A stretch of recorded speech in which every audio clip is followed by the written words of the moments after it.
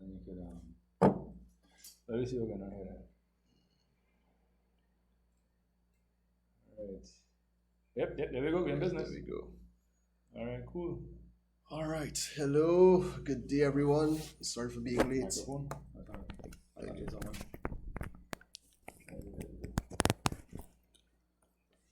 All right. Sorry for being late. I understand that a lot of you guys wanted to get some IT stuff done. So I believe the best place to start is at the beginning. All right.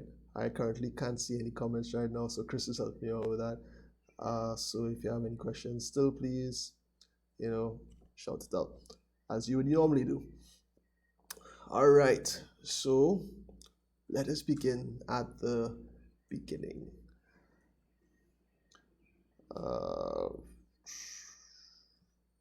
Right. Okay. Did that shift over? No, it's still seeing you. What are you trying to do? Oh, it's going just now. Oh, okay. Great. Okay. Cool. Oh yeah, for sure. Alright, there you go. Nice. So they're about 10 seconds behind.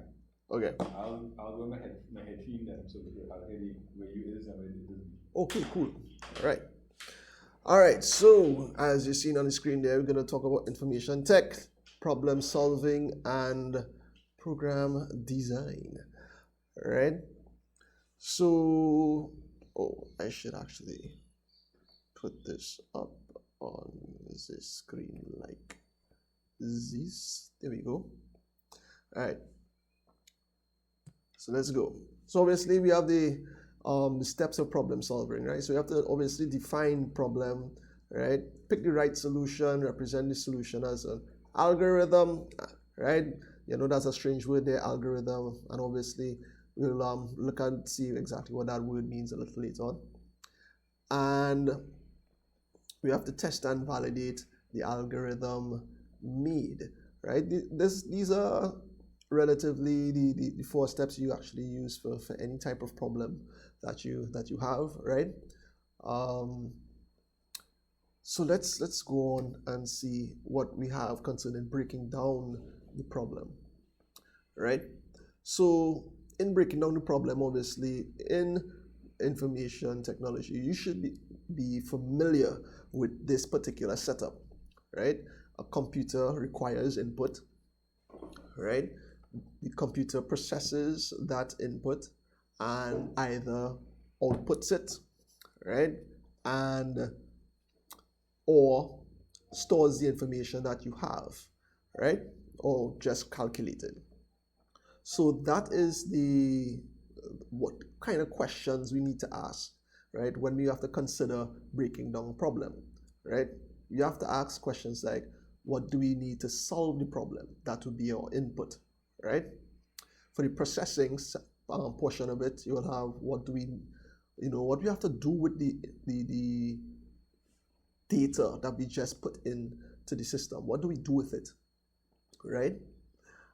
Next thing to consider as well is what are the expected results? What do we need to see at the end of the processing stage? And for storage, if we have to store anything while the processing is being done, and what do we have to do concerning storage after the processing is done? Do we need to store what we got for a later date or for a later time, right? Hope that's clear. Right. So an algorithm. Now spoke about an algorithm before, right? An algorithm literally is a sequence of steps to solve a problem, right? So anything that has a sequence of steps, right, in order to achieve a particular outcome could actually be considered an algorithm, right? So example, like a recipe, right? Just like before, the inputs, what would be the inputs, right? The inputs would be, let's say we're making bread, right? Let's say we're making bread. So inputs will be your flour, your milk, your butter, and so on and so on and so on and so on, right? The processing obviously would be your cooking stage, how you put the ingredients together, right? Your output, right, in this case, will be the result, your loaf of bread, right? So hence the reason why I'm saying that almost everything there, all right, that has a sequence of steps involved in it can be considered an algorithm, right? But in computing, right, an algorithm can be actually showed or set up in two forms. As you can see there, one is flowcharts and one is pseudocode, right? And we're gonna take a little look at those now, right? But just before we go on to do that, I have to tell you three things concerning how the design of the algorithm, right? So first of all, right, the instructions, right, they have to be clear and unambiguous, right? You can't have an instruction that you want it to do one thing, but once you read it, it looks like it's doing something else, right? It needs to be clear, right, that it does what it's supposed to do, right? The second point is the flow of control is also clear, right? We need to know exactly, how, I should say, from one step to the next, right? How we go from one step to the next. It's basically, we shouldn't be unclear about what our next step should be, right? And obviously, the last point, right? We should have only one terminator, meaning that we should only have one outcome. We have an expected outcome, right? We can't design an algorithm, right? Just to use the example before, right? To make bread, right? And we run the algorithm and we get what? Cereal, a cake, right? Cake. Let's go with a cake, right? Cereal will be nonsense, right? A cake, you can't follow a recipe for bread and get cereal. But anyway, you can mix it up and probably get a cake, right? But that's basically what it means. You need to only have one terminator. We should have one outcome at the end, right? So after you create your algorithm, right, we also have to test it. That just makes sense, right? We have to ensure that we get what we need to get at the end. Just like I was saying before, right? You don't want to have something to make bread. In your mind, you are thinking that you're going to get bread, and at the end you get cake. That makes sense, right? So we need to test it. So obviously, the algorithm must be tested for errors in the design, right? If an error is found, right, the algorithm is adjusted and then tested again, right? And if there are no errors found, then obviously we can use that as a design for our computer program, right? That will just be what we have to use, our blueprint, as we say, for your computer program, right? So we're on to this thing here. One question, I'm asking if nothing on web pages has come. Nothing on web pages? You're asking if they bring questions on web pages. If web pages come on the exam? That's what you're asking? Yeah. Oh, once or twice I've seen some web page type questions on the exam, right? Sometimes on HTML. Paper 2, yes, it's definitely be on paper 2, right? Web pages, I know for sure has been a new component that was added for SVAs as well, right? That's obviously later on. So yes, they'll definitely bring some paper 2 questions on web pages, right? Any more questions? Web page design and parts of a web page. A page design and parts of a web page. All right, I'll probably have to get into that a little later because I know that's a whole other topic other than programming by itself. So I'll probably create another class or something concerning web pages. URL, hyperlink, etc. Okay. All right. Well, yeah, I'll definitely have to get into that a little later. All right. All right. So what is a variable? A variable, right, is a namespace in memory used for storage. All right. So think of it like a bin, right? So what we basically do is when we take this bin, all right, let's say you have a number of bins. Let's say that, right? A number of bins. This is going to represent all of the memory that you have, right? So you take one of these bins, right, and you give it a name, right? You say, I declare that the name of this bin is number. So I put number, right, on one of the bins, right? And then during the process of the program running or the algorithm running, right, there's going to be some point in time where I have to put something inside of that bin. In this case, using the example that I have there, I have number 245, and I'm putting 245 in the bin, right? So basically what I have done there is some basic storage, right?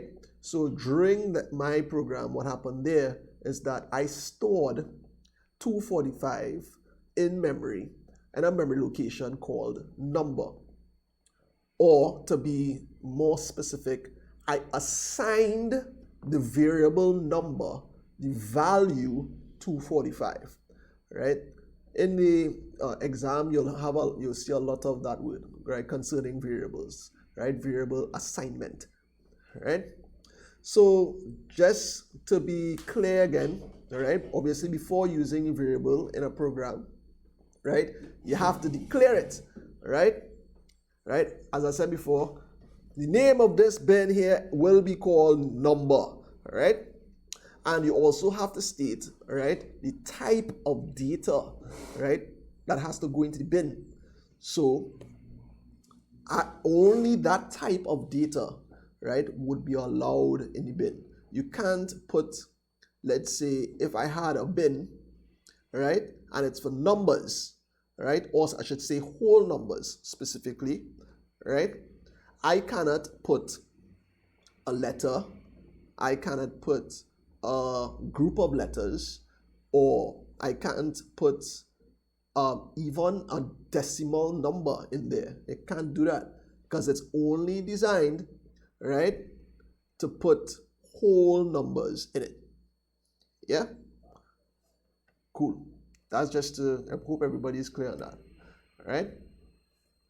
And just some quick naming tips concerning variables, all right? Because sometimes I've experienced some kids naming the variables however they want, and then they get errors trying to figure out why the program not working, and it's because they put in a bad name, right?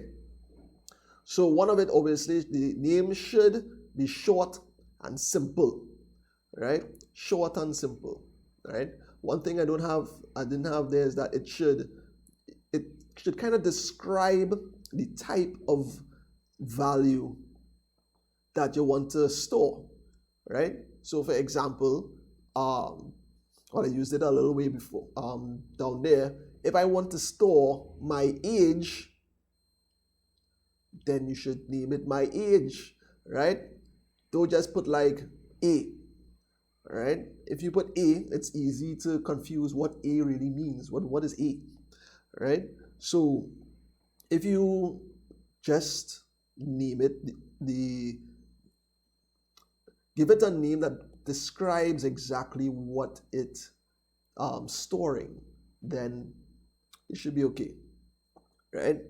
Obviously, it should start with a letter, right? It can't really start with numbers, right? Like if somebody might say like first number, they might put 1ST number, right, as the variable name. You can't do that in a program, right? They'll give you an error, right? You can't have any spaces within the name at all, right? Remember, a space basically separates the two words, right? So what it's going to register is only the first word that you have after you put your, I should say in this case is used in Pascal, it'll be VAR, right? It will only register the first word, right? So you need to either put the underscore, as I said, right, in the third comment, or if you don't put an underscore, then you just put everything together, right? And you separate each word using capital letters. So if you could see there, like the first comment I made with the underscore, as you could see it in third point, I separated my and age, and I had an underscore between my and age, so it still registers as one word.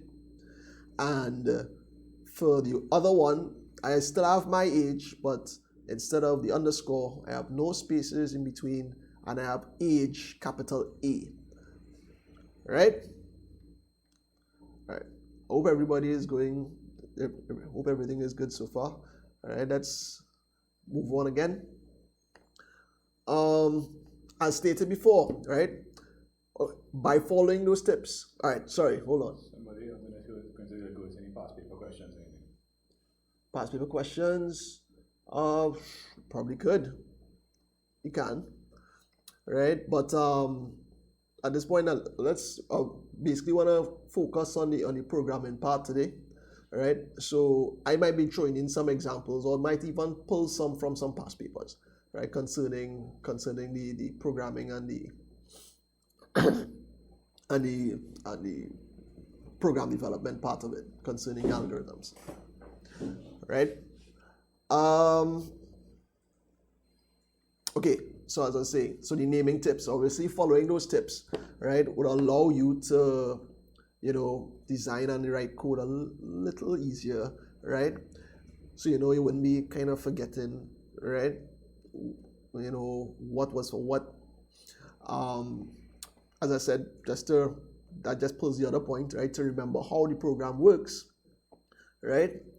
And for other persons as well to understand how it works. Right.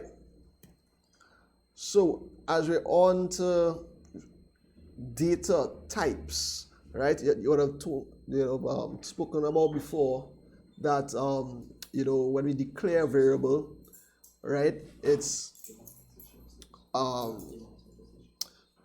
I call this, as I said like before with the bin, I call this number, right? And I have to state what type of data goes into that, right? So these here are the data types. So we have one called Boolean, right? That only stores one of two states. That's either true or false, right? You'll start to see some of that a little later on. We have integer, right? That stores only whole numbers, right? We have real, right, which store decimal numbers. We have character, right, that stores either one letter, one number, or any other printable character, right? Just to be clear between the character and the integer, right? With the integer, if you put in a number there, we can do calculations with that, right? When you put it in as a character, it's literally a character. You cannot do any kind of calculations with that, right? We could use that, however, for menu selection and all those kind of things. So if you want to pick a particular option, you press 1, or you press 2, you press 3, right? And then that will direct you to a particular option, right? That's where you would use them as characters. If you need to do any calculation with it, then integer would be, or real in this case, would be the better bet concerning doing calculations, right? So that's Boolean, integer, real, character. Oh, and string. And string is just a collection of characters. Right? So far, so good. Hope everybody in understanding. So we spoke about the assignment of a value to a variable, right? So as I said before, there's the process of storing it, right? So there are two ways in which that happens. So one, either we input the value in there, right? Meaning that the user actually types in, you'll have a prompt, enter the number, right? Enter a number, right? And you type 245 and hit enter, right? So that 245 will now go into number, right? Obviously by using our coding, right? So it can either be that, or the value is calculated by the program. So just as an example, if I have, let's say, I was doing a multiplication and I asked them to enter two numbers, right? So let's say they put in 3 and they put in 4, right? What I would do now is have a third variable that is equal to, right, one variable, the first variable multiplied by the second variable, which houses my 3 and my 4. And 3 by 4 will give me 12, and 12 will now be assigned to the third variable, as I was stating before. All right. All right. So, yes, constants. Constants are set up in the same way in which variables are, right? But, they still need to be declared and you have to assign them a value. The only difference between variables and constants is that they do not change. They don't change whatsoever, all right? Once you set up something as a constant, it remains like that for the life of the program, right? Once the program runs from beginning to end and it's finished, that constant does not change. It will only change when you have to actually edit your program again and you just decide that you need to change your value, right? But when the program is running, that particular value, right, will not change, right? So just some examples that you would probably have concerning that. That would be stuff like VAT, right? So in VAT, if you're deciding to calculate like a bill or something like that, you don't want your program to be changing exactly what VAT is, right? So what's going to happen is that you set your VAT, right, or even the VAT, the percentage, as a constant. That will not change, right? And when you do your calculations throughout, you could use that constant, right, wherever you see fit, right? What's also good about that is that once you declare it as a constant, especially, just to avoid human error, right? Let's say what VAT is now,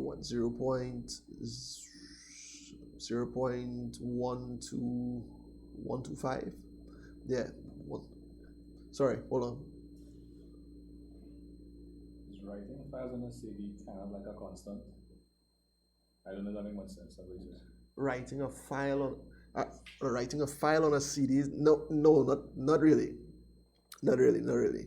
Right? Because also depending on that's something totally different. That's something totally different, right?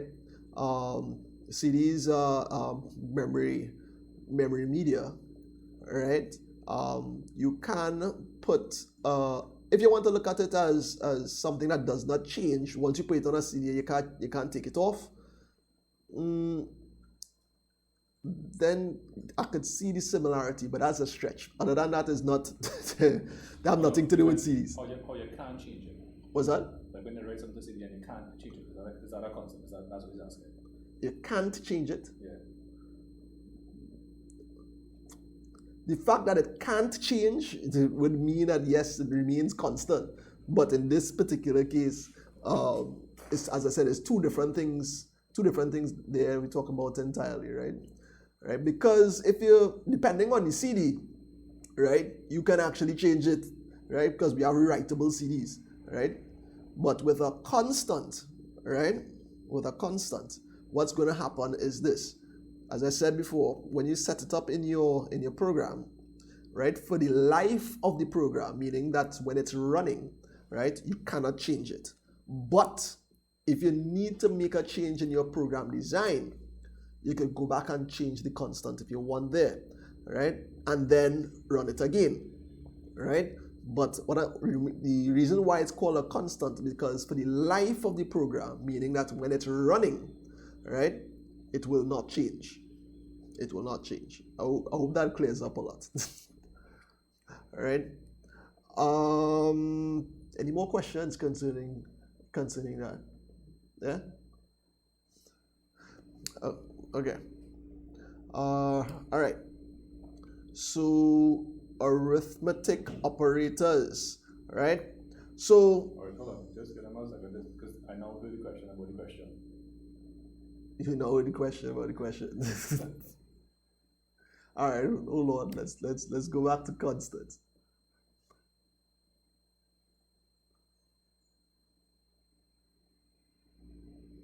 Yeah, I think all right, cool. All right. So arithmetic operators, right?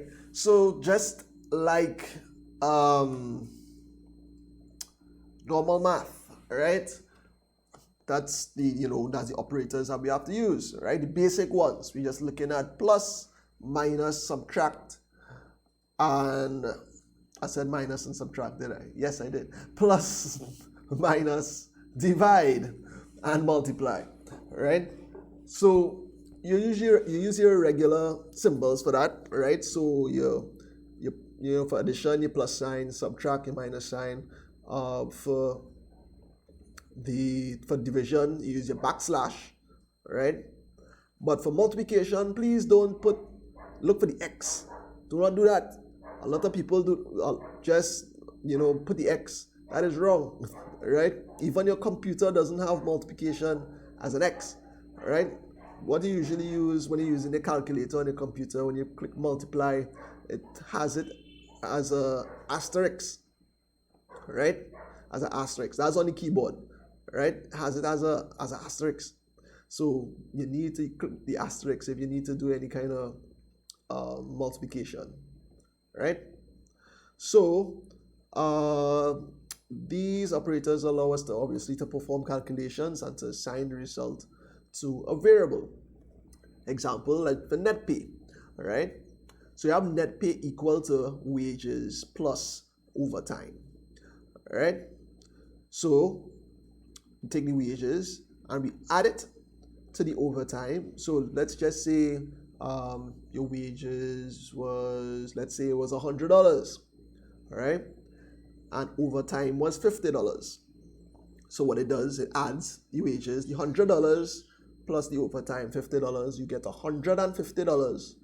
And $150 is assigned, right, to net pay, right? Or net pay is assigned the value 150, right? And that's how your values are actually stored while you are running your program. All right, next, flow charts, right? I think there was a lot of questions concerning flow charts, right? So, and well, flow charts and pseudocode programming on the whole, right? On the whole.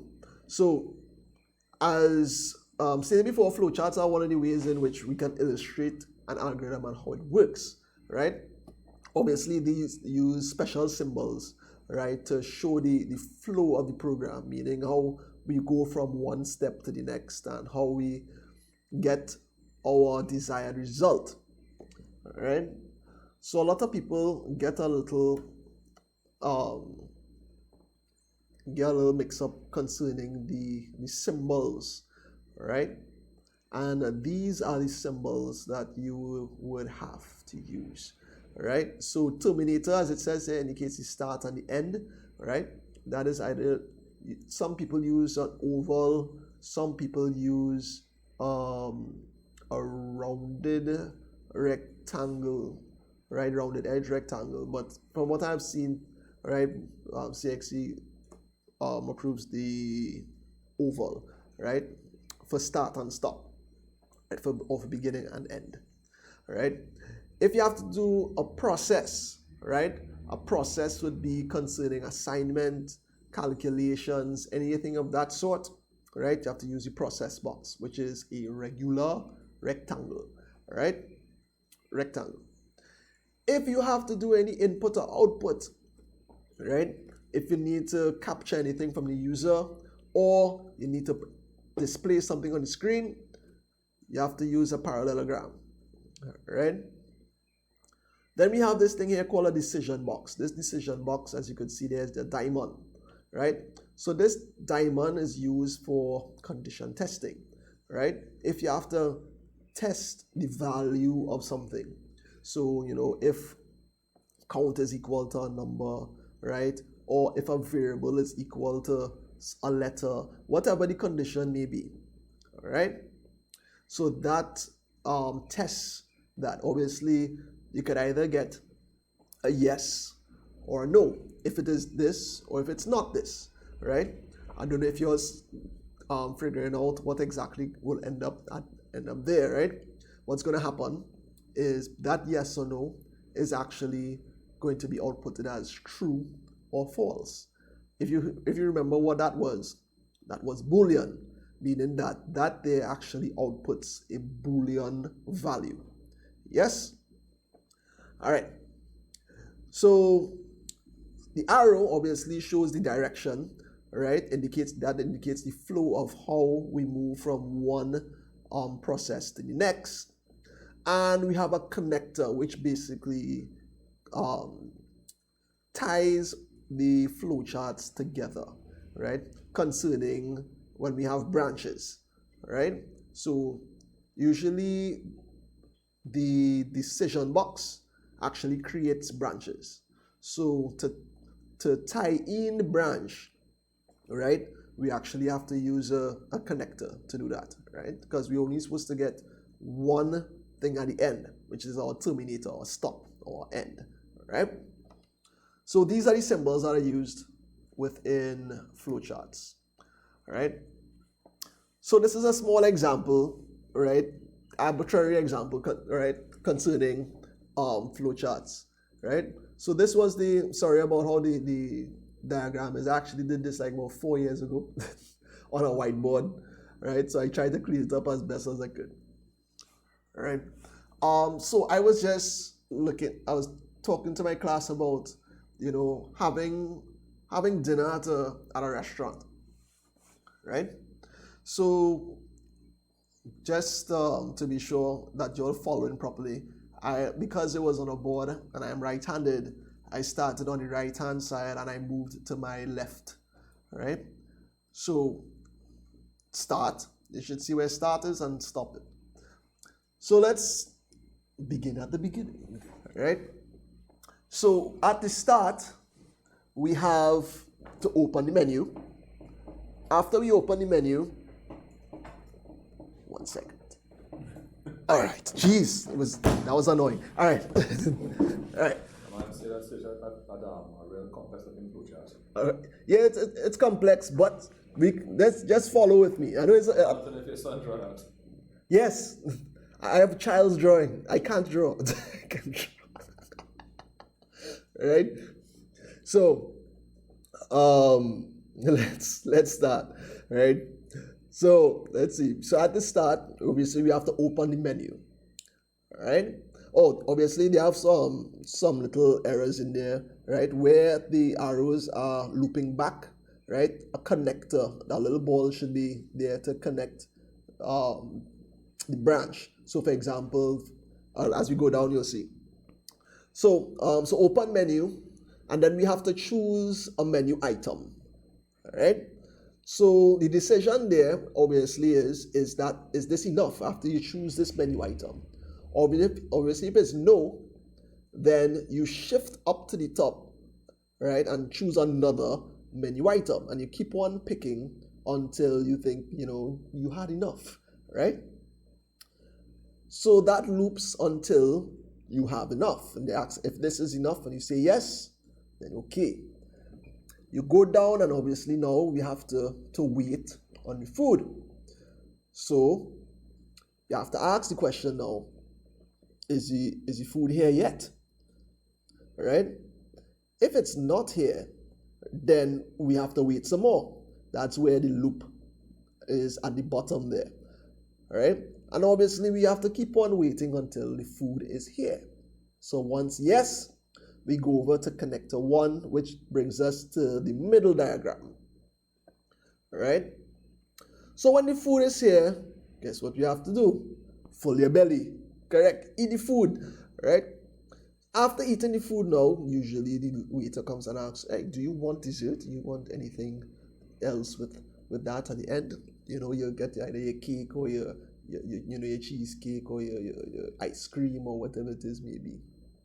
Right? So if yes, we have to order the dessert. Right? We have to wait for it. And we continue waiting until the dessert is here, just like what we did before with the food. Right?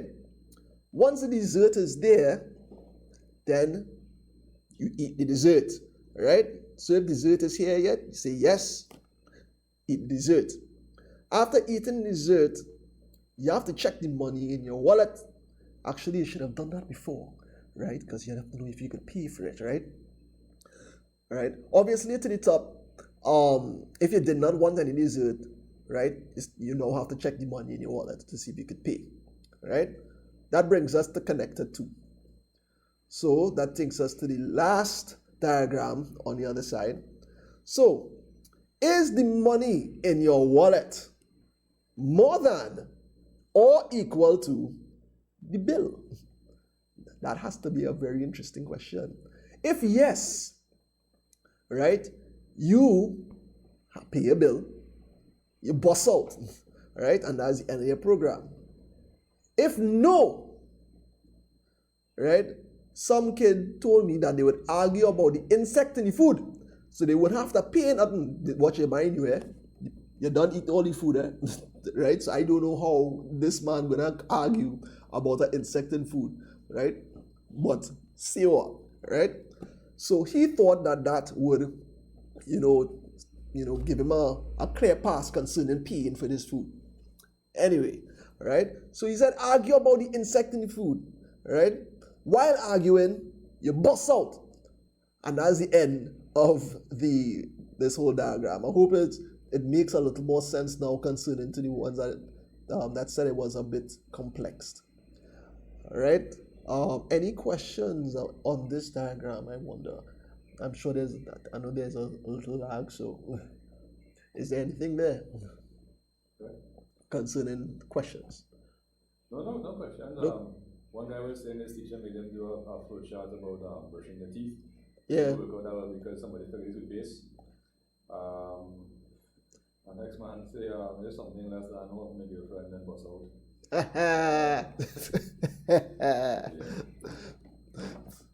Right. So this is just to show you that you can apply an algorithm to anything, right?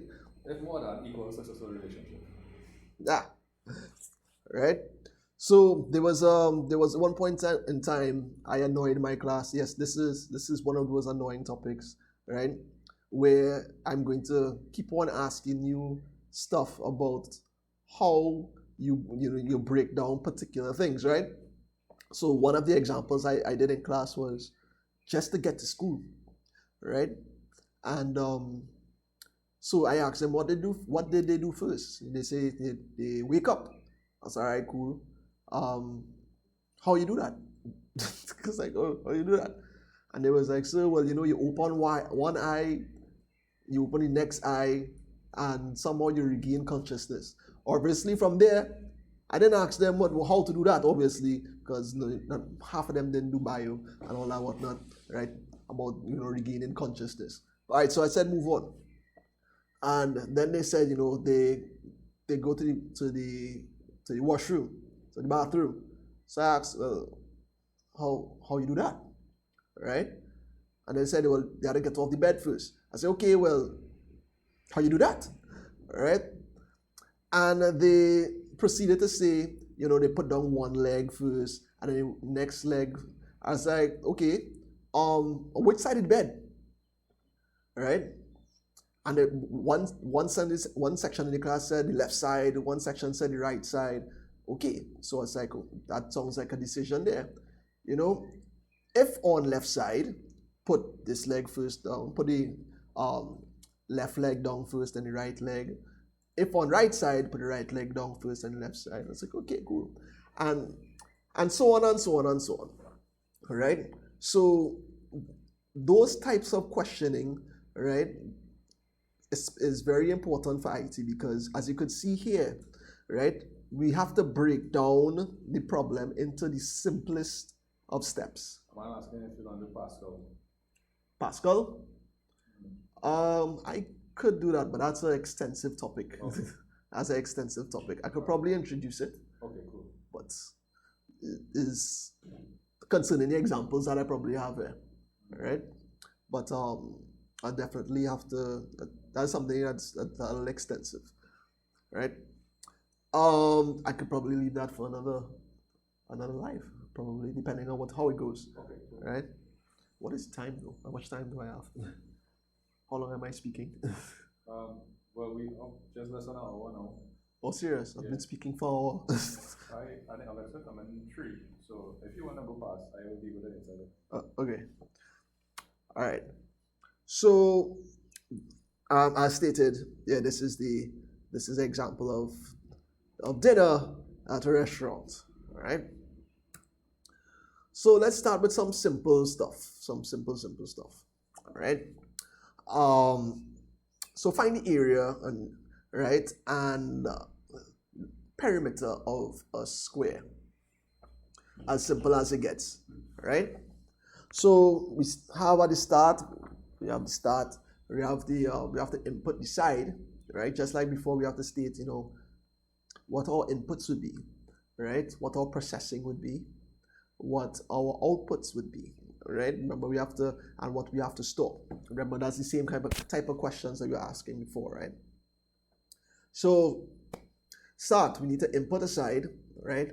Obviously, the perimeter, right, is the side we have times 4, right? Because we have 4 equal sides, so multiply one side by 4, and we should get the perimeter. And the area would be side times side.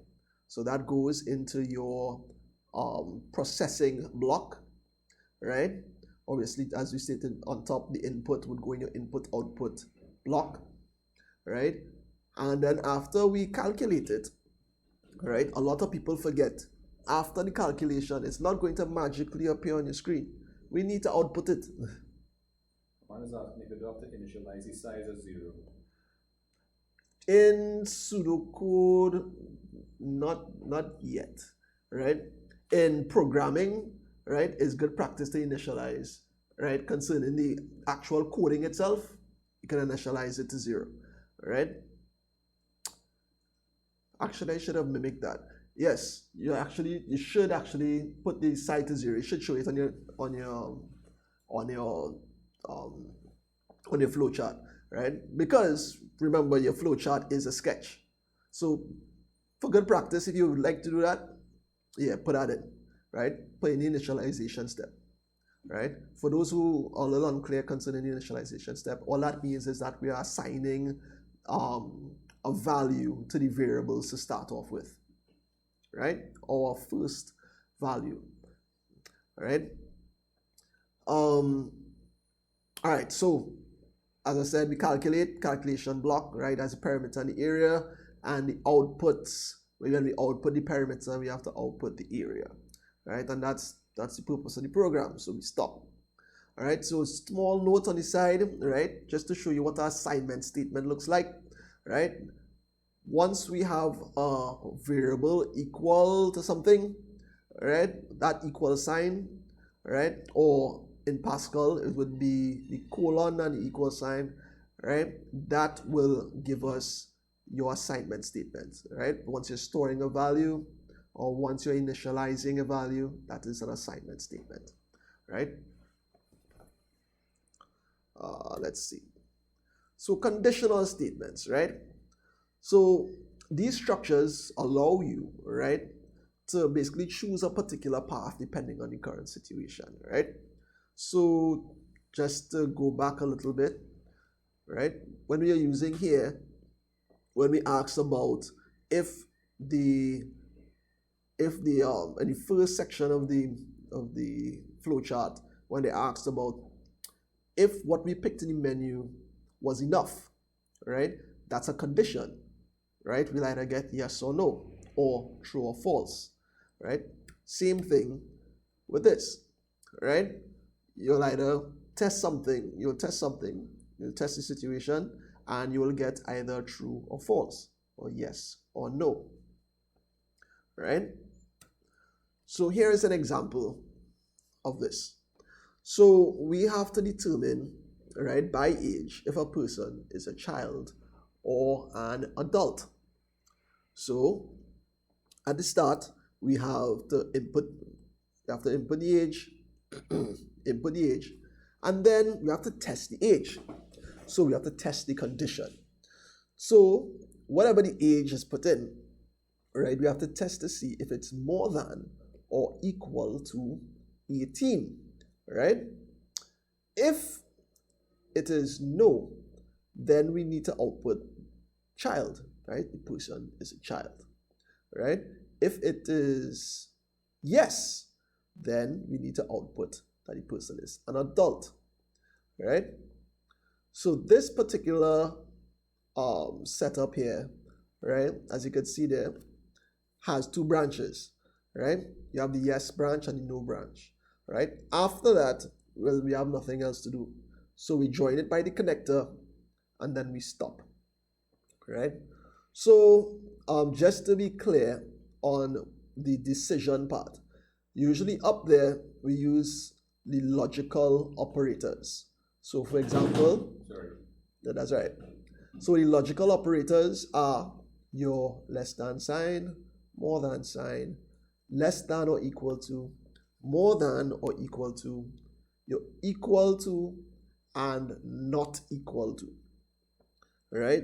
These signs are used for comparing, right, or for comparison of two variables or variable with a literal value. Literal meaning, like in this example, 18, right? I am comparing age with 18, right? Or I could be comparing pass mark or mark with 50% or whatever it is maybe to determine, right, as I said, like then that one to determine if the person passed or not. Could you show a loop yet? Not yet. Not well. I kind of did in the first part, but I'll look at it specifically later on. Right? Yeah, later on. Right? So this here is as I said, in this case, this is like an if statement, right? So if the age is greater than or equal to 18, right, then, right, it'll be an adult.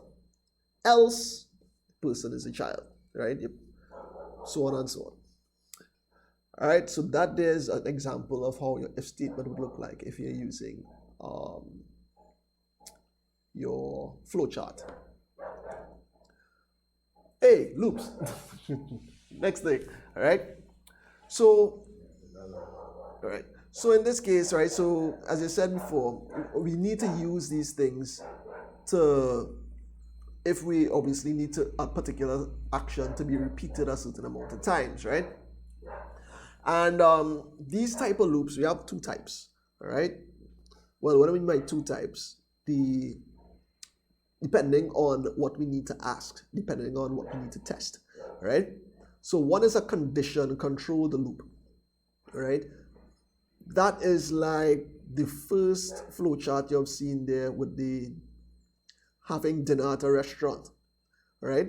The condition was, is this enough? What I ordered was enough? Is the food here yet? Do I have enough money to pay the bill? Right? Those are condition controlled, right? Obviously, you'll get a yes or no, true or false, right? Counter controlled, right, means that we need to do this a particular amount of times, right? So it's controlled by the value of a counter, right? So if I need to do this 10 times, then what will happen is it will loop. It should loop 10 times, but my counter should be counting the amount of loops that take place. So once the counter gets to the loop amount, then it should stop looping, right? So that's the difference between counter controlled and condition controlled. Right. So here's an example of a condition controlled loop, right?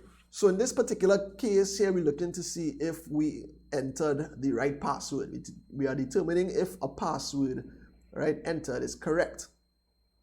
So we start, right, and then we ask the person to input the password, right, and now we test, right?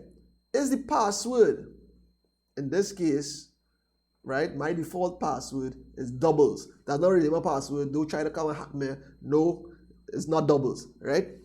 So, start input password. So I'm asking now if the password I entered is not equal to doubles, right? If it's not equal to doubles, then I have to go up and output wrong password, right?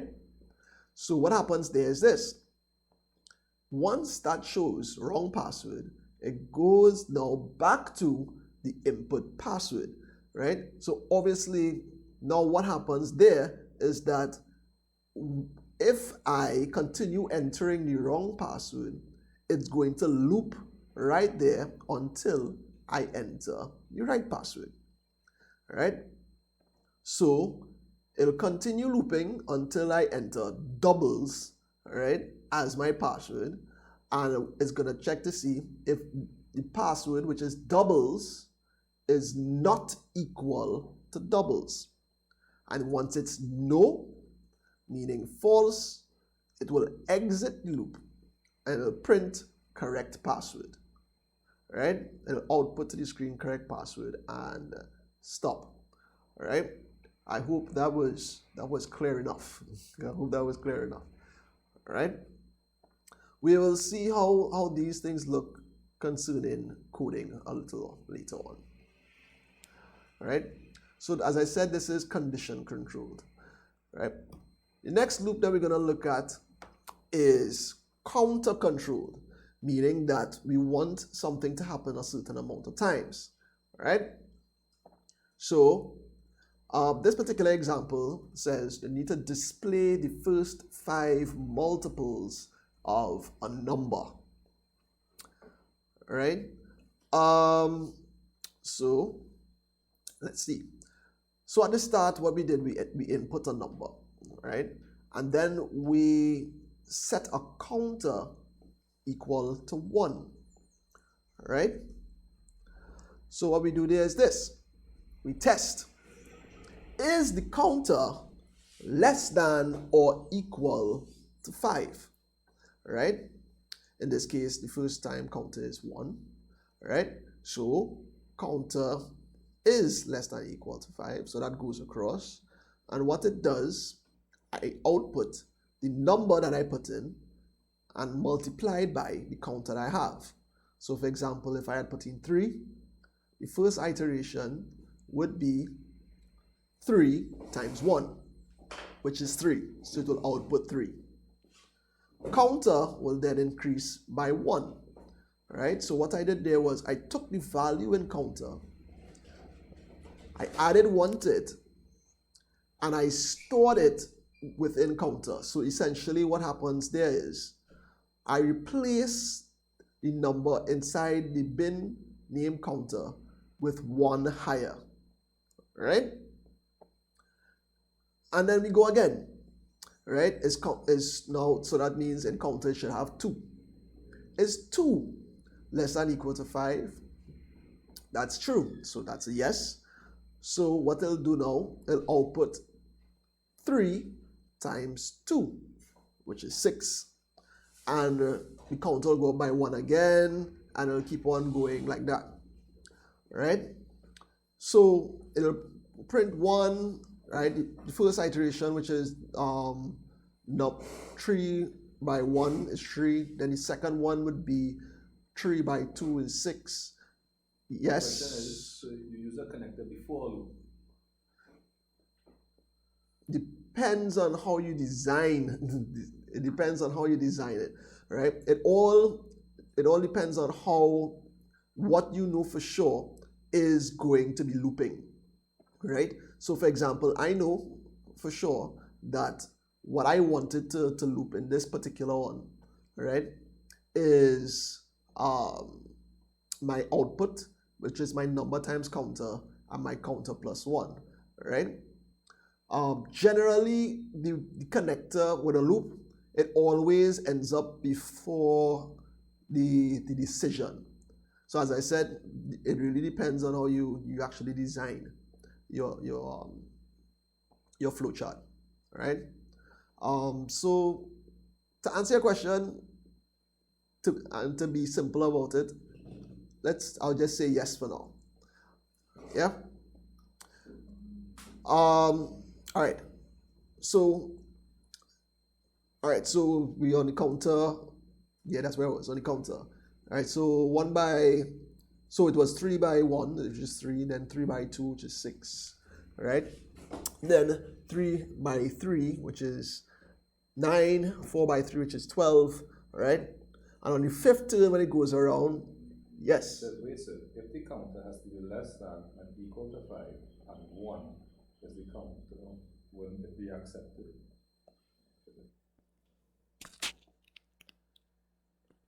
It's if the counter has to be less than or equal to 5 and 1 is the counter, wouldn't it be accepted? Wouldn't what be accepted exactly? Can you clarify your question on that concerning? Do you mean that if it'll actually loop 5 times, or if it would stop short, or what exactly do you mean by if it's accepted?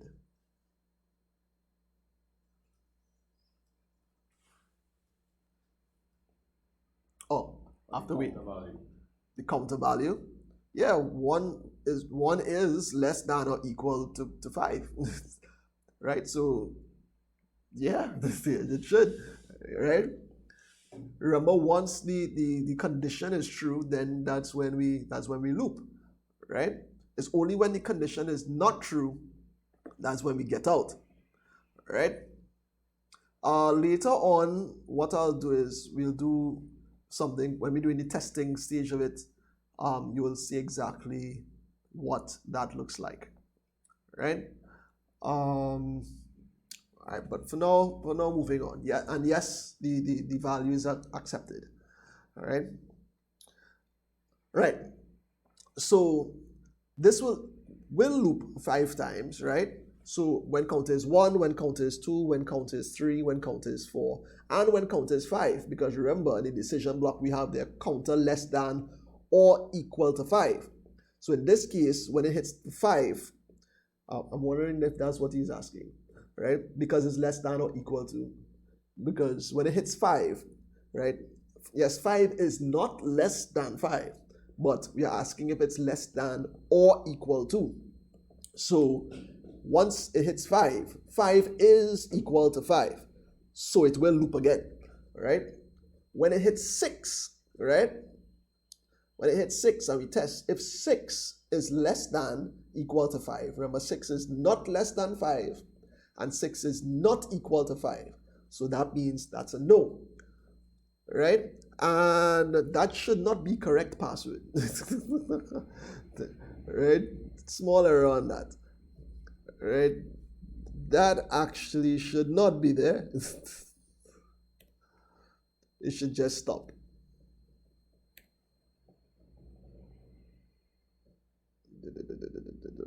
Blah.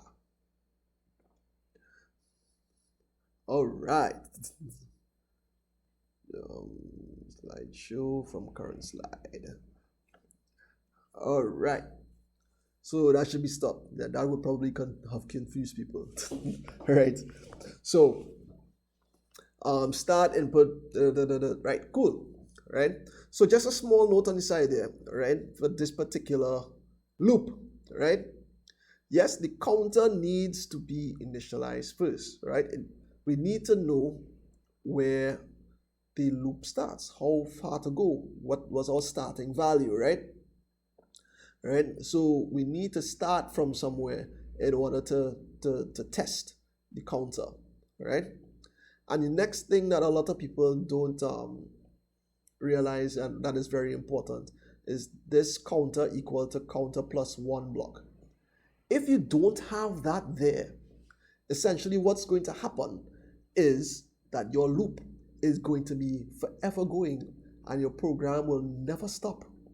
And what's going to happen is, let's say we use the number equal to 3 for now, right? That's what we did before.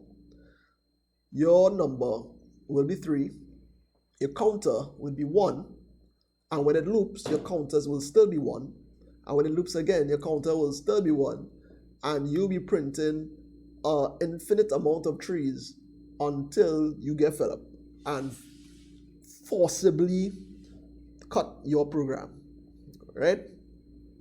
So that counter equal to counter plus 1 is very important. That is what shifts the counter closer towards the terminating value. Terminating value is the value that kills the loop, right? It makes sure that that's the value that ensures that this loop stops, right? It's the value that ensures that this loop is not infinite. So for example, the terminating value for this, when we were going through it, would be 6, right? So 6 is greater than 5, right? And 6 is not equal to 5, right? So it does not meet the condition. So it'll cut the loop and stop the program, right? Hope that was clear.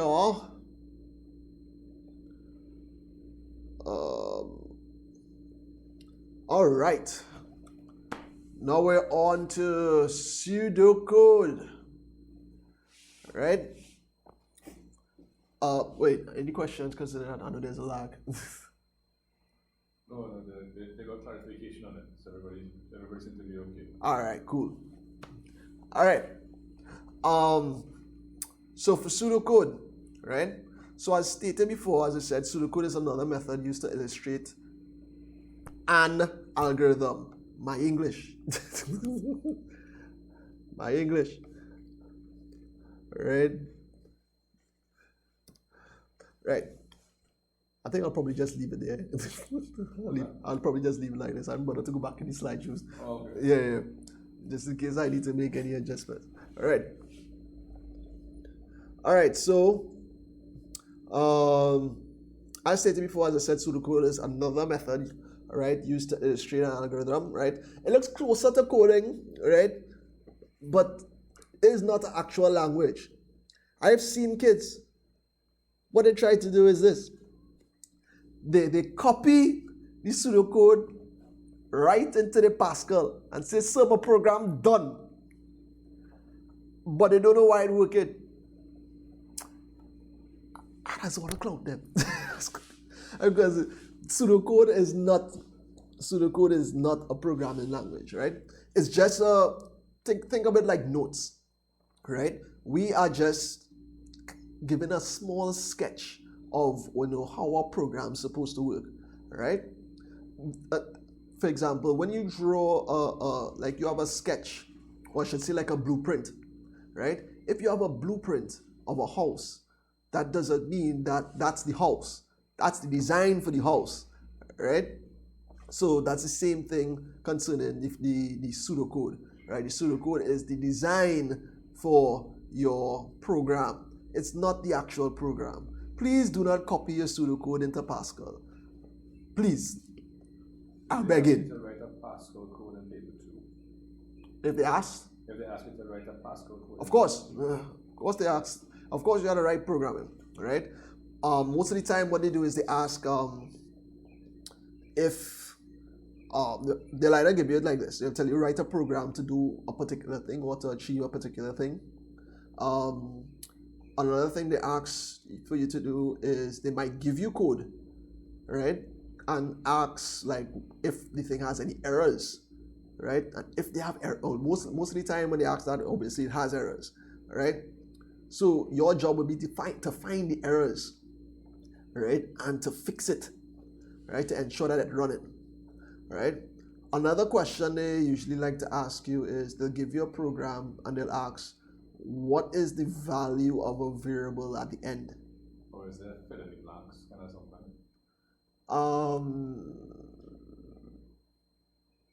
Like they give like a sentence and you have to complete it. To my knowledge, I haven't seen a fill in the blanks, but it could happen like that. It could happen like that, right? If you have, they might give you like parts of a program, and you will have to fill in particular things to achieve the result. Is probably just another way in writing the program. Goldfish. I did not copy paste. I did copy and paste in a Pascal generator. Change the writer line and it still didn't work. Goldfish, stop cheating. Stop it now. Stop it. Do not do it. Oh gosh, do the people on their work now? What are we trying to do? Using a generator? What is that? Stop it now. All right. All right. Okay. So the thing would be all filling in blanks, like to put in semicolon. I guess in the yes, that's actual syntax concerning right. Pascal. So they might tell you, put in a semicolon, or for example, like the assignment statement, where it's not just equal sign in Pascal, it's a colon and equal sign. So they might have that as a fill in the blank too, right? And essentially, it's almost the same thing as this when they tell you, write a program to do this, right? You have to know, right, the syntax, right? For those who are not too sure about syntax or what that means, it literally means the way in which you write a language, right? Like in English, you have to end statements with a full stop or end questions with a question mark, right? All our in programming language, right, in Pascal, right, you need to end with a semicolon. That's just one of the nuances. Colon equal. Right? Right, the colon equal is the assignment, right? The assignment statement, right? When you have to assign a value to a variable, right? Whether it be a literal value like before when we had 18, or a calculation where we did the net pay is equal to the wages plus overtime, right? So those values would be assigned to the variable that you have, right? That you have written on the first part, right? So colon equal, yes, that is correct for an assignment statement. So I know we did some flowcharts before. So what I'm gonna do now is I'm gonna look at the flowcharts that we did before. Somebody asking what about arrays? Arrays, concerning, well, we could look at about that a little later. That's a little specific concerning the programming language, right? But from what I understand now as well, because I went to the IT meeting before, right? I don't think they're actually gonna test arrays next year. This year they might be they'll be testing arrays, right?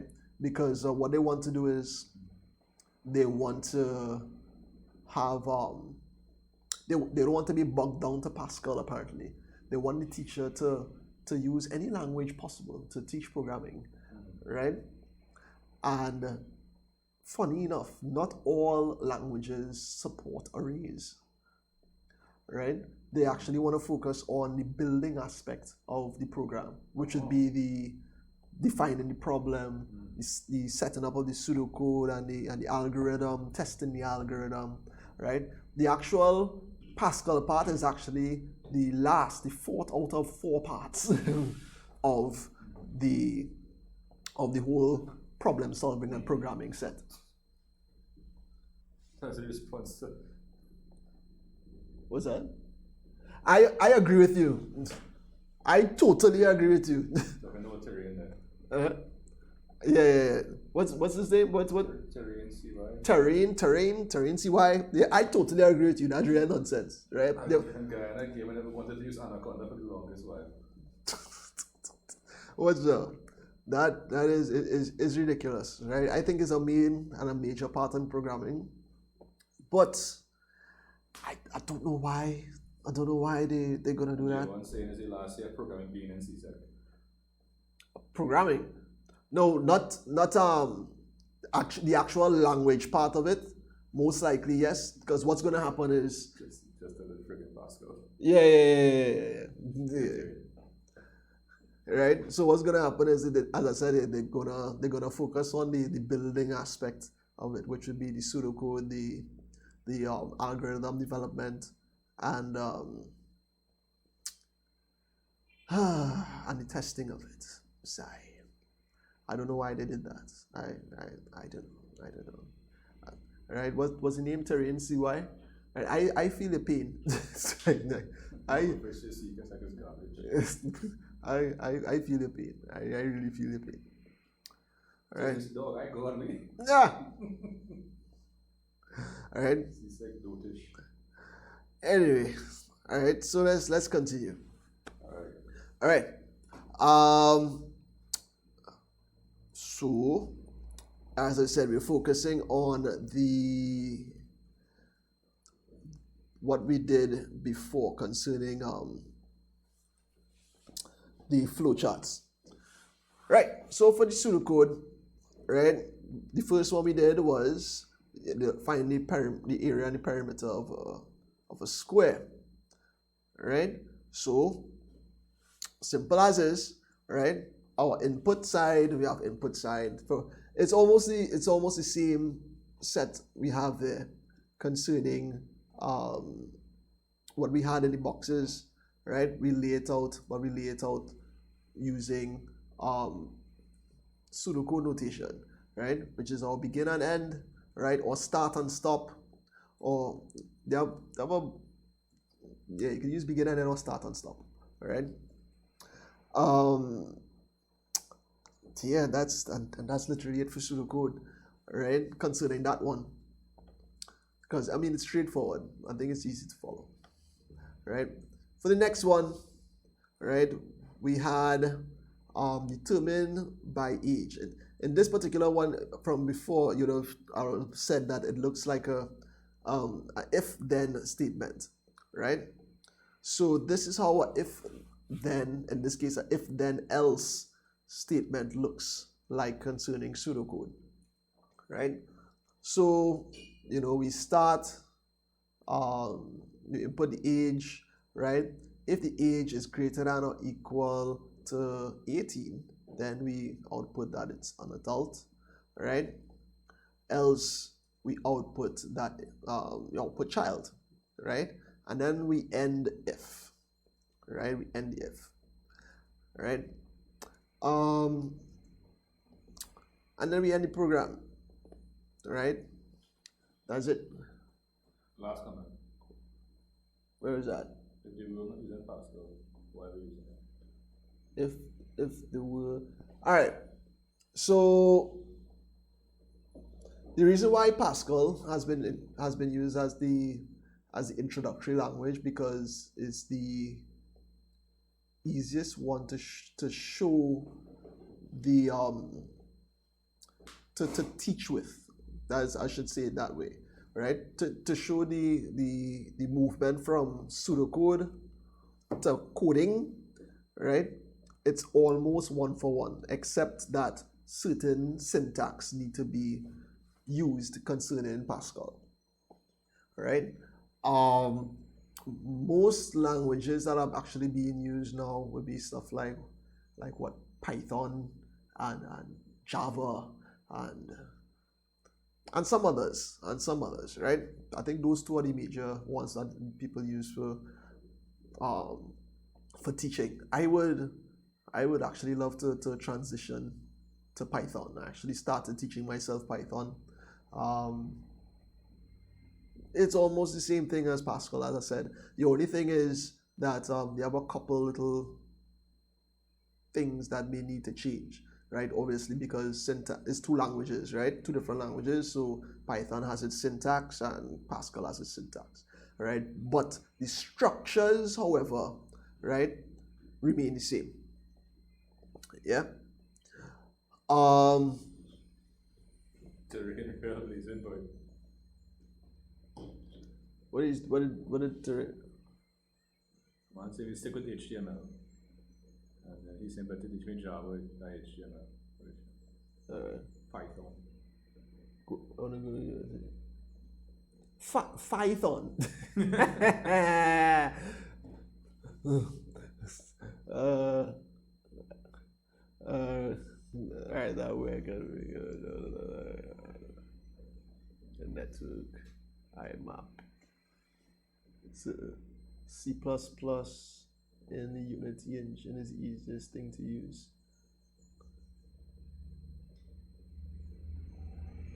C++. Yeah, actually, yeah. All of those.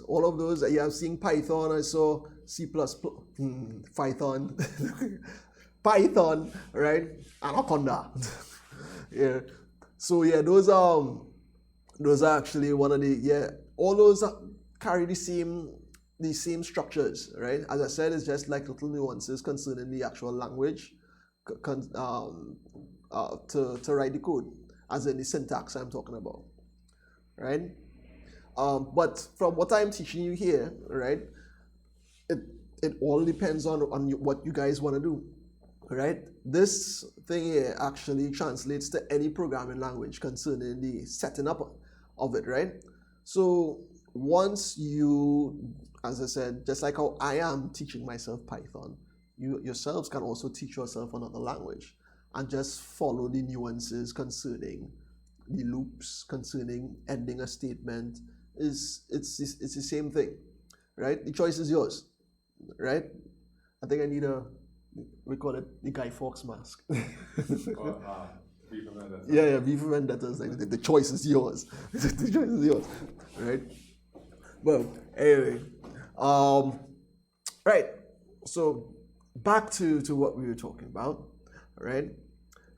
Determined by age, as I said, if the person is a child or an adult, right? If the age is greater than or equal to 18, then I'll put adult, else I'll put child, and if end, right? And that is our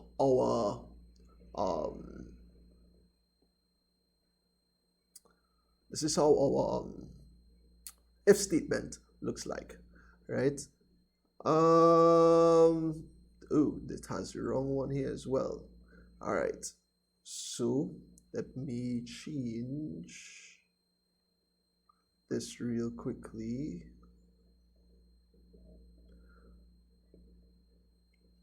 All right, sorry about this diagram. This diagram is incorrect concerning the password at the end. Not supposed to be there. Right. Essentially, what we're supposed to be looking at is this one, right? So where we have the start and we input the number, there's a control loop, right? So just you all remember how this one worked, right? All right. That is not the one that you're supposed to be looking at. Where did you?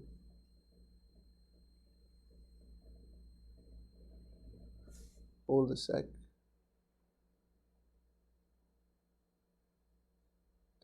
Oh, actually that was the right one. Sorry about that. That wasn't the one I was supposed to be looking at. Control Y.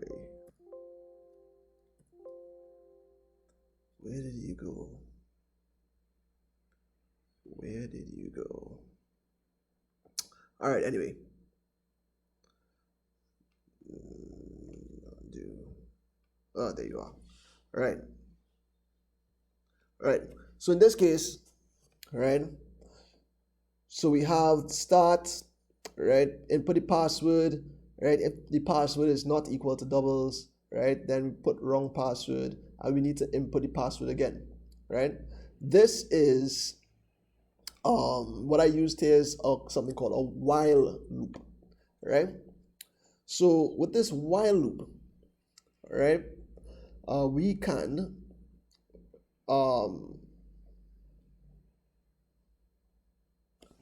this is supposed to be while. I'll put when. Right? So while password is not equal to doubles too, right? So we output, it's wrong password and we tell them to input the password again. And we keep on testing the password until we get the right thing. And one thing is missing from here. I wonder if you guys caught on to it, right? But I need to output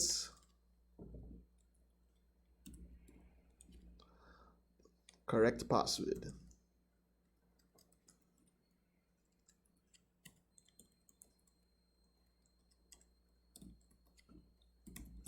All right, output correct password at the end. All right. So this, as I said, is the pseudocode for a condition controlled loop. As you can see there, right, all we are testing for is for the correct password. So whatever the person enter, right, we need to put that in, we have to test that, I should say, that goes for password, and test to see if that's not equal to doubles, right? And it keeps on going until you enter the right password. So for example, if I enter doubles, it tests while doubles is not equal to doubles, right? Do, right? So obviously that there is false. So it passes because doubles is equal to doubles. So what happens there? It ends the loop and it goes straight to output, which is correct password. Right? Cool. Right. This one is the one with the error. This one is the one with the error. Well, I'll have to fix that. Sorry about that. So this particular one here, we were looking at before concerning the counter, right? The counter control loop, as you can see there, right? So we had start input number, right? Test the counter, right? If the counter is less than or equal to 5, if it's yes, we put the multiple, which is the number times the counter. We increment the counter and we keep on testing like that, right? What that does, or how it looks in pseudocode, is this, right? So we have to input the number, right? We have to initialize the counter, right? So that's the counter is equal to 1. And then we test when the counter is less than or equal to 5. We output the number times the counter, and then the counter, we add 1 to the counter, so as counter is equal to counter plus 1, and then we end that particular loop, right? So because remember, that's all we wanted to do. We wanted to display the multiple, right? So that is going to loop, just like as I said before, until it hits the terminating value, which is 6, right? So when counter is equal to 6, right, they ask if 6 is less than or equal to 5, and once that is false, we end the loop, because that is false, because that is loop, right? There's a next version of it, right? As we on loops, a next version of it, and it is some called a for loop, right? So this is the pseudocode here for a while loop, right? And just to show you what the for loop looks like, what I'll do is I'll copy this, Control C, and then we'll discuss what it looks like. All right, so I'm gonna put the pseudocode for you here. I'm gonna pull you this way.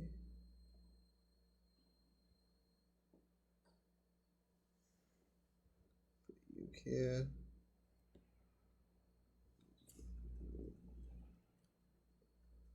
Then put you over here. Put you one side. I'll push you a little further.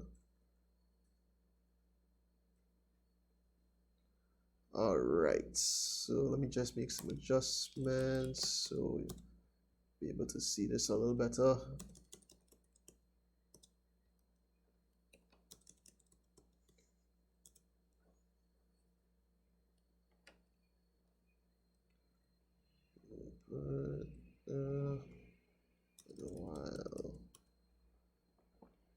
All right, great. All right, so as stated before, right, we could also write this like a while loop. I mean, like a for loop, right? So this is just to compare, right? So the first thing obviously we do is we input the number, yes? So in the while loop, where we have counters equal to 1, and then we test counter is less than equal to 5, then we output what we need to output, and then the counter is equal to the counter plus 1, right? That is actually encapsulated inside that one line, which is that for loop up there, right? The for counter is equal to 1 to 5 do. What that does, it actually initializes it first. So it sets the counter to 1, right? It sets up the condition for us. So the part where we have in the while loop where we have counters less than equal to 5, we set the limit up there, right? In the for loop, which is counter equal 1 to 5, right? And what is not seen, right, but also occurs in the for loop, the part in the while loop where it says counter is equal to counter plus 1, right? That line is actually hidden inside of that for loop statement, right? As I said, it's encapsulated. So you don't have to put in the counter is equal to counter plus 1, right? It's just known that is there within your pseudocode, right? And that is the for loop, right? Let's do another loop, right? So what are the similarities between these, right? As it says here, both of them does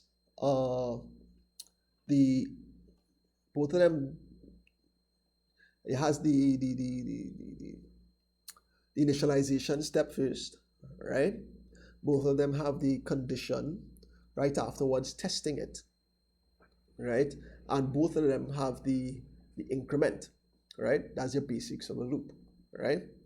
But there's another loop that is there, and it kind of does things a little differently, right? What it does the testing afterwards, after the first loop is done, right? So that is a repeat until loop, right? A repeat until loop. I'll show you what that looks like now in pseudocode, right? So we input a number, right? Just take this off, right? And then we have repeat, right? Oh, we need to set up our counter.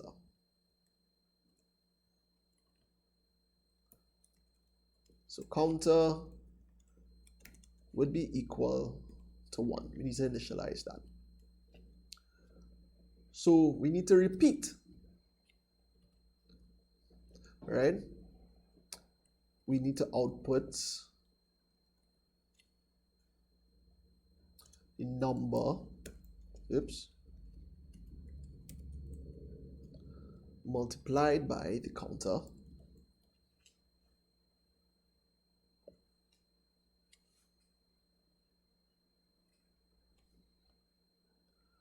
and then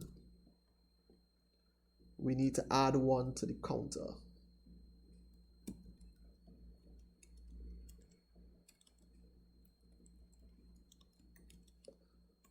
Right? But now we have to give a terminating value or terminating condition, right? So in the first one, we'll be testing to see if it's still true, meaning that in this case, it's less than or equal to 5. So just looking at English, right? So we want something in the while loop, right? In the while loop to,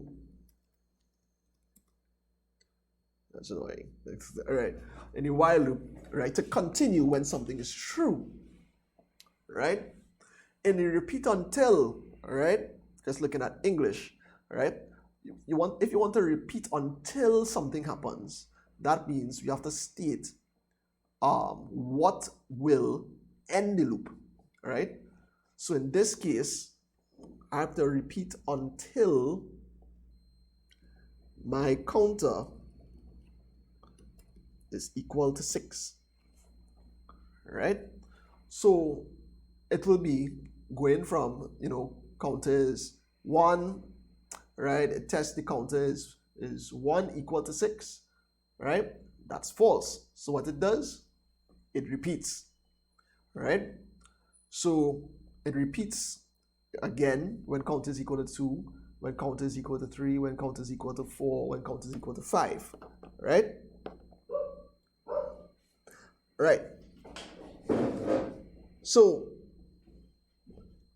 on the next run, let's see if this actually works, right? So let's look at it. So if counter is equal to 1, it will print, right? 1 times, we used 3 before, so 1 times 3, that's 3, right? If counter is equal to 2, right? Then if counter is equal to 2, then it'll be 2 by 3 to give you 6, right? Right? Then counter will now increase to 3, right? It'll repeat, right? And then it'll say 3 times 3 give you 9. Counter will then go to 4, right? Test if 4 is equal to 6. It'll go back to the top and say 3 times 4 to give you 12. Counter will go to 5, right? It will test if 5 is equal to 6, which is false, so it goes back up and sets outputs number times counter, right? So that is 3 times 5 to give you 15. Counter then goes to 6, then it tests. Is the counter equal to 6, which is true? Then it ends, right? So this is correct, right? So in this particular case, right, these two loops, right, accomplish the same thing, right? It's just that in this case, what happens here is that in the while loop, the condition is before, right? Is tested before, where in the repeat until, the condition is tested afterwards, right? So just a couple of things to note on that, right? For the pseudocode in the repeat until, whatever that is running will happen at least once, right? Because it runs it first and then checks the condition. Where in the while loop, right, it doesn't have to run at all, because what it does, it checks the condition before it goes into the loop, right? So that is just a couple things to note concerning that. Yeah, and that's basically it for your repeat until loop, your while loop, and well, you saw before our for loop, right? So those are the loops concerning pseudocode, right? Any comments or anything concerning anything thus far? People were saying they kind of put up a CSEC at the station thing, but no, once they went British for a second. Oh, in British for a second? Yeah, that happens. Or somebody is asking if you were able to make the presentation available via email. By email? Sure. I'll talk to Chris, right? And I'll see how we could make that available for you guys. All right. As you can see, I'm still making a couple tweaks to it, right? As you can see here on the screen here. So as soon as I get everything, and I may add a couple stuff to it as well, all right?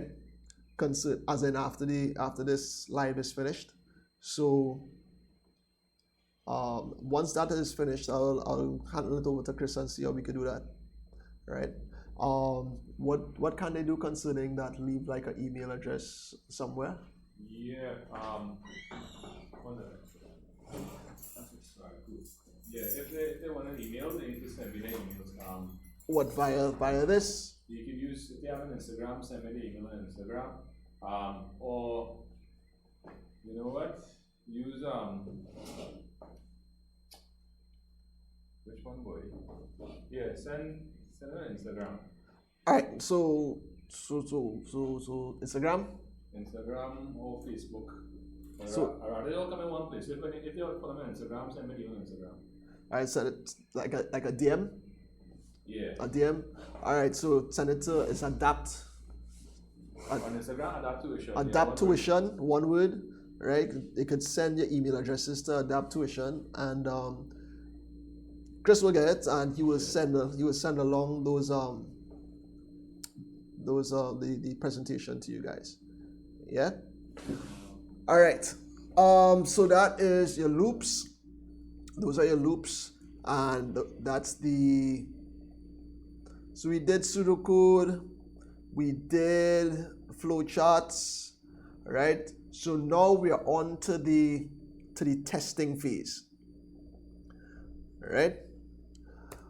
Now we're on to the testing phase. So concerning testing,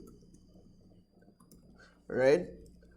We have to figure out now exactly how our stuff is going to run, right?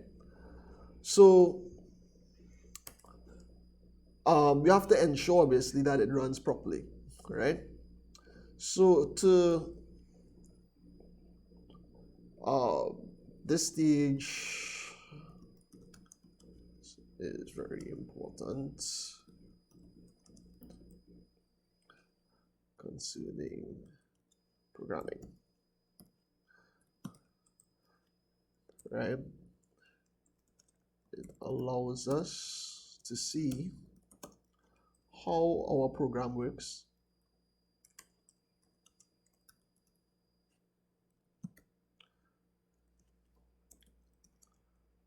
As well as to figure out if the program is doing what it's supposed to do.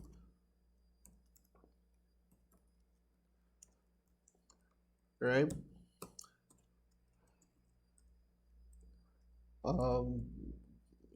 The tool used for testing is called a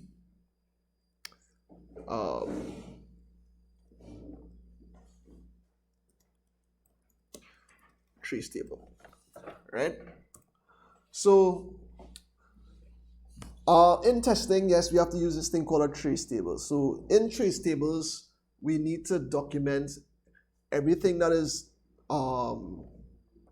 so this table follows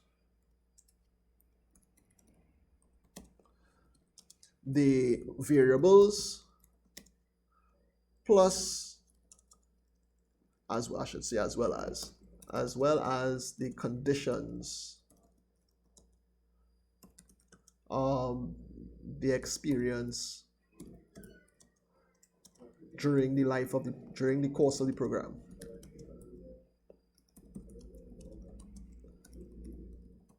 Program run. Right?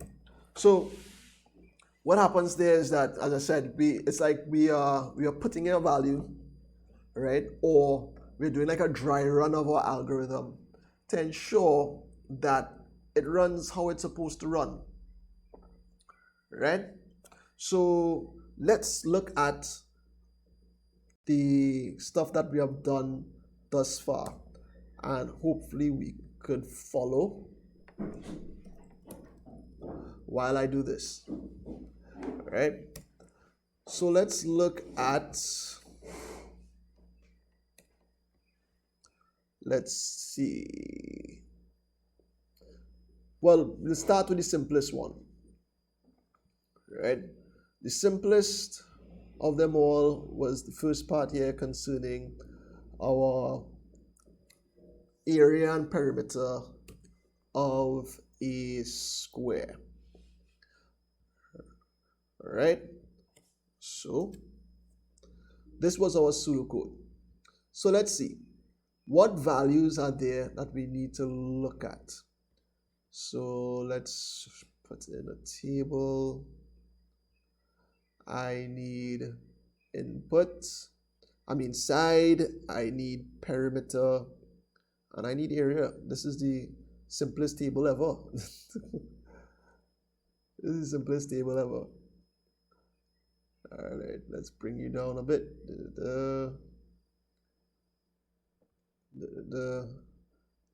Right. So let's see how this goes. For all.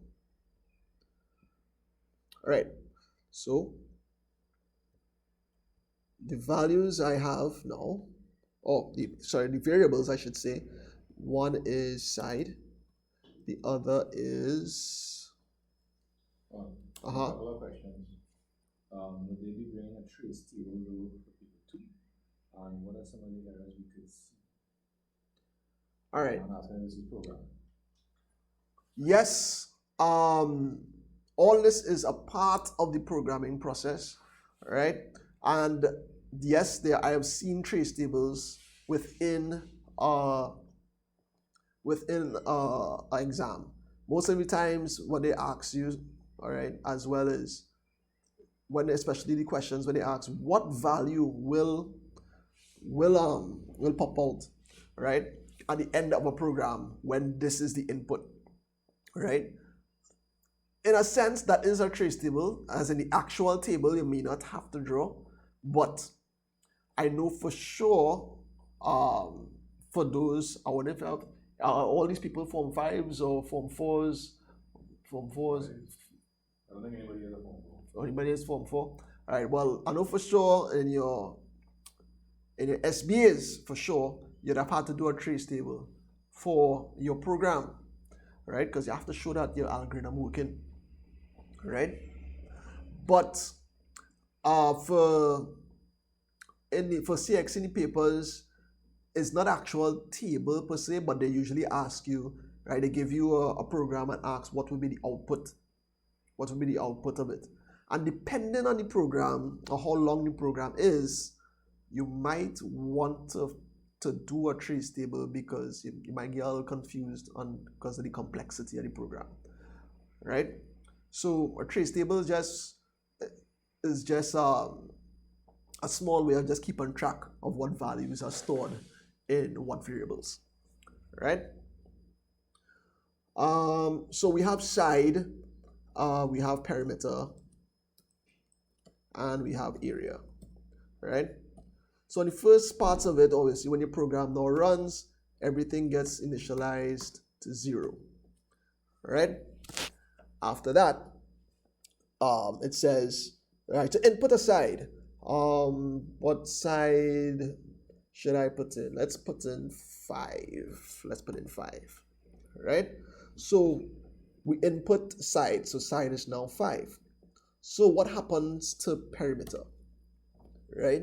Perimeter is side times 4, right?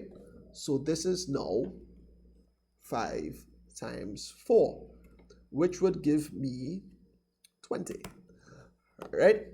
So 20 is now stored, right? Not, just to be clear, not this calculation. This is just to show you where I got the 20 from, right?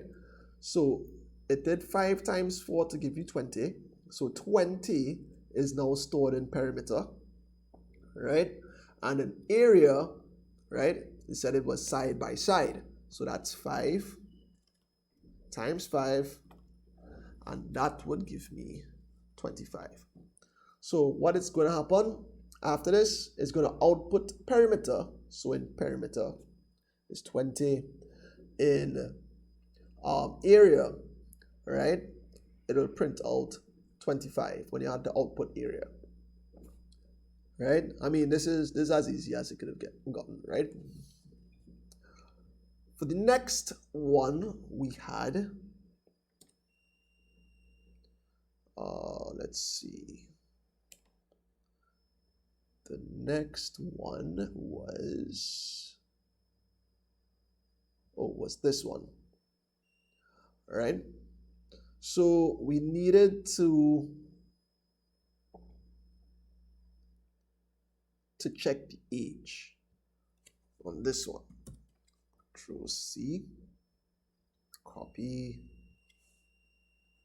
paste.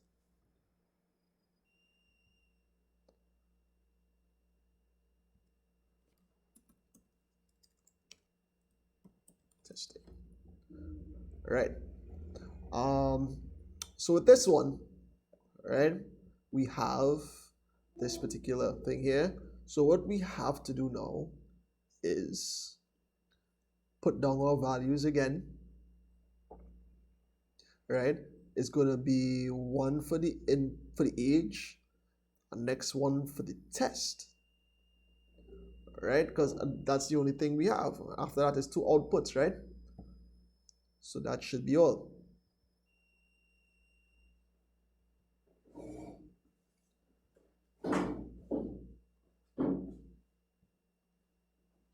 So let's see if I can do this quickly. Age and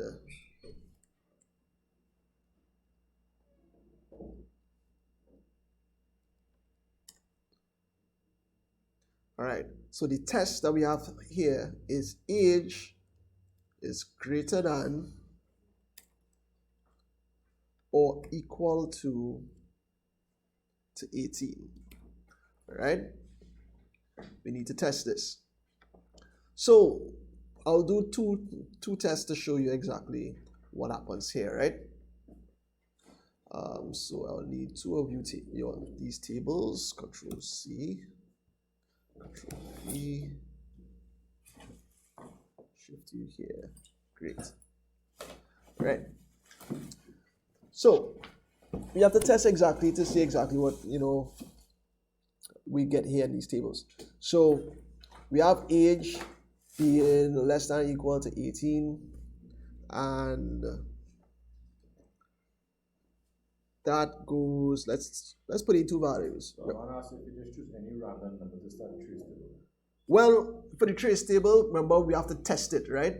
So that means we have to ensure that the values testing what we want to test, right? That's good to ask, because in this particular one, right, because there is a decision, obviously we have to check and see if it's doing the right thing.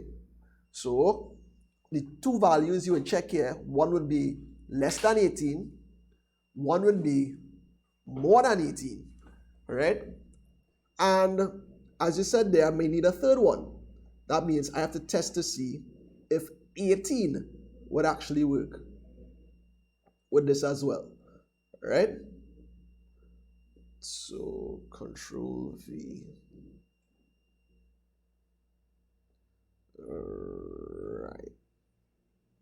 Right. For your programs for your SBAs, you may not have to. I know they usually ask for one, but depending on what your program is, you actually may have to do more than one, right? But I know your SBAs usually ask for one. All right. So let's test. So let's use 12 for one age, right? Let's use 25 for another, and let's use 18. Right. So the test is, right, is age, right, less than or equal to 18. So is age less than, age is now 12. So is 12 less than or equal to 18, right? I put greater than, did I? Sorry, greater than, apologies, right? If it's greater than or equal to 18, right, in this case, this will give you false, right? Apologies on that. Yes, so 12 is not greater than or equal to 18, so you'll get false, right? So once you get false, what will happen is it'll go to the else, and it'll output child, right? So we know the 12 works, right? Let's check 25. Is 25 greater than or equal to 18, right? This is supposed to give you true, because 25 is greater than 18, right? So because it's true, then it will output adult, right? Let's check 18, right? Is 18 greater than or equal to 18, right? Some people kind of used to get confused with this because, they'll say, so, talk about greater than sign there, right? So that had to be false because 18 is not greater than 18. I said, I agree with you, but one little thing, it's not just the greater than sign there. It's greater than or equal to, right? So because it's greater than or equal to, right, this actually is true, right? So once it's equal to and it's true, then it will output adult, right? So this is what happens with your if statements, right? Usually with the if statements, it could have two branches, right? And you have to test for the branches, right? Let's see. And I'm a little over my time here, but I just want to complete the testing portion of it, because right after the testing portion of all of these would be to convert these to Pascal, right? But Pascal is a very large topic because I have to teach you guys, or I have to show you guys the building blocks of Pascal. All right, so I am going to leave that for another live. All right. What I can also do, if not alive, I can still put these statements into the file for you to see. Right? All right. So next, I hope everybody is seeing what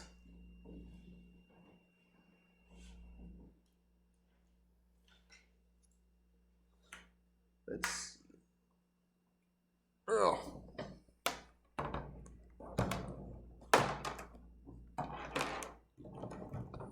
Sorry, one moment. I'm just shifting another device here so I can see your comments. Oh, I was just checking to see what comments they have there. What? So I don't know how that makes so much noise. That's it.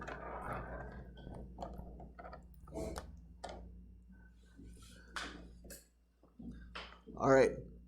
Next on the testing phase. All right, so we did the if statement.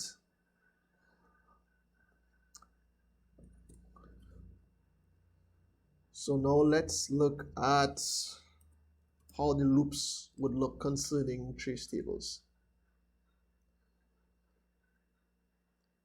All right, so one loop was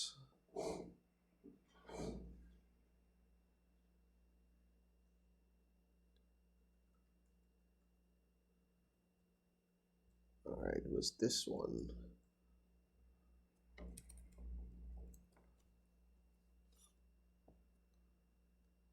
That was counter controlled.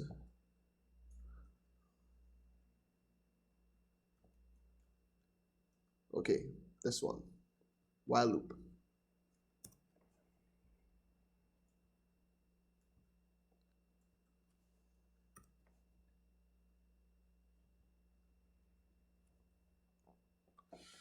All right. So this was the one we had for the condition control. All right. So let's do this. So we need to test the password and the condition. Right. That's what we have thus far. Right. Password and the condition. So let's start. So the first thing we have, as I said, is the password. And we have to test to see let's put it here. If the password is not equal to doubles.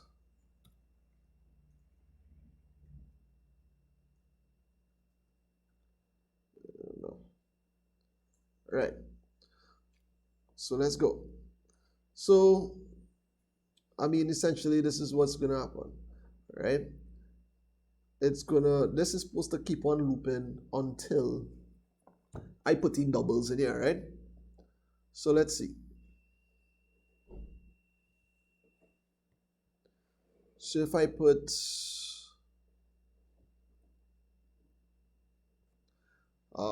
password for the first password, let's say I put in, let's put in 90. So I put in 90, right? So I'm going to be testing now if IT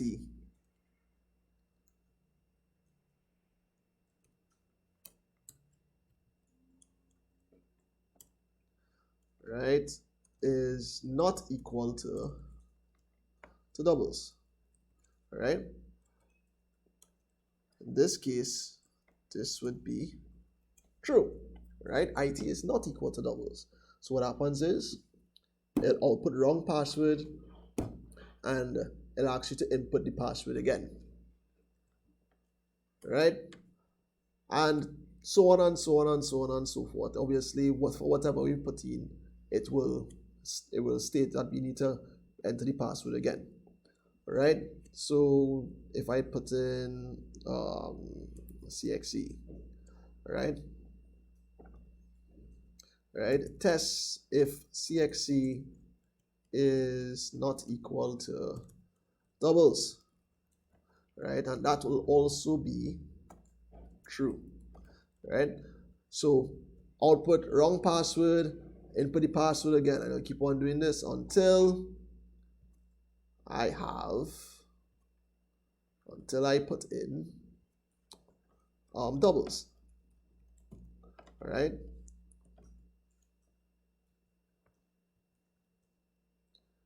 Command D, all right? So now it tests if doubles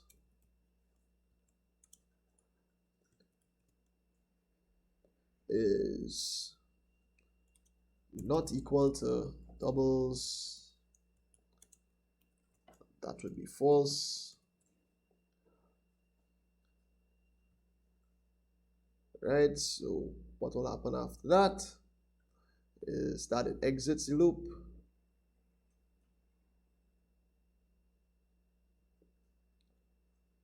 and that will be the end of it. Stretch this a little. Put you down there.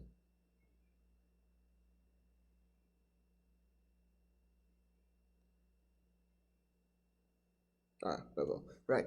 So then it exits the loop. So from here, you'll get output correct password. You have the correct password, so you'll print correct password, and then it goes on. All right. And what I'll do is that I will stop here for now. Right.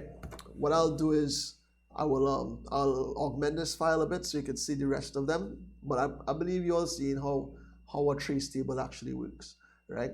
We go through the program, and once we hit a point where, or the algorithm, and once we hit to a point where a value has to change, we put the change inside of the table, right?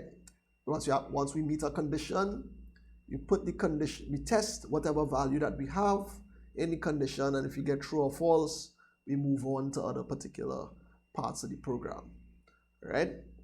So I will show you how those are, right, in the file at a later date. And as I said before, I'll hand over the file to Chris, and he will send the finished file to you guys, yeah? But as for now, that would be it. Right. We almost had what we started. What time we started? 1:30? Yeah. 1:30, 2:30, 3:30, 2 hours. 2 hours and 50 minutes of class. Somebody says someone kind of low. You can speak into the mic. Oh, wait. Oh, it shifted onto me. Sorry about that.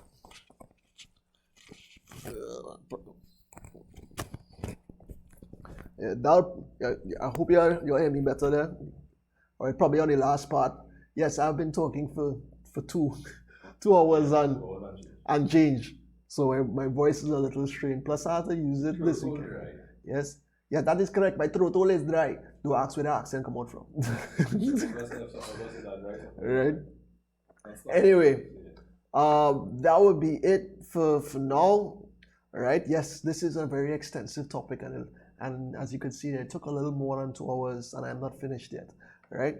So, I'm not alive, probably. If you want, but you have class after, so what you want to do? I had a teacher lecture, so I can't manage that no more. I can do that next day if you want. Well, we'll see how that goes. The exam is tomorrow. And the exam is tomorrow, right? So what I'll do is I'll finish the file. I'll finish the file and I'll send it on to you guys, right? How? Let me see. I'll discuss with Chris concerning what can be done concerning another live, hopefully today. We'll see how it goes, and we'll get back onto you guys, yeah. All right, so look forward. Look, where will you send that kind of info? You'd send it on live. If you have another live. We'll probably just start the live because it would have to be sometime soon. Yeah. Because you have a class at 6. All right. So just look out for a YouTube notification. Yeah, just look out for a YouTube notification concerning if there will be another live. Right. If not, what I'll do is you have to pop a stage joke before you leave. After what? I put a couple of stage jokes in. So he said a state joke before he leaves. A state joke? Yeah. A state joke? Why need to pop a state joke, man? What is that? What is that? A state joke. I'm not a guy with that have stale jokes. I don't do that. I don't do jokes. All right. You signed terms and agreements with him. Terms and agreements. Terms and agreements for a stale joke. What's this, boy? You didn't tell me that. I didn't sign this contract. Yeah, I had to put a stale joke. I gave them about 5 or 6. It was all out. Alright, here what? I'll pass it on for Chris with stale joke. I'll pass it on to Chris with stale. I don't do stale jokes. Right? Chris, give me a stale joke. No, I have an idea. You have an idea? Yeah. No, I was gonna say I wanted all to leave it. Do you want to know how to leave an edit in suspense? And this any life. Nah! I think the chat stays on as the whole thing. Oh wow. That's not nice. Yeah, that's not nice. Anyway, Don't do yeah, that. We gotta go for now. If you see notification pop up, I'll be coming back on and you'll see us. If not, well, we had some stuff to do. But we will try. We'll give it a shot and see what we're doing. Yeah. All right. Yeah. So for now, all right. Take care. God bless. Hopefully you'll be back soon.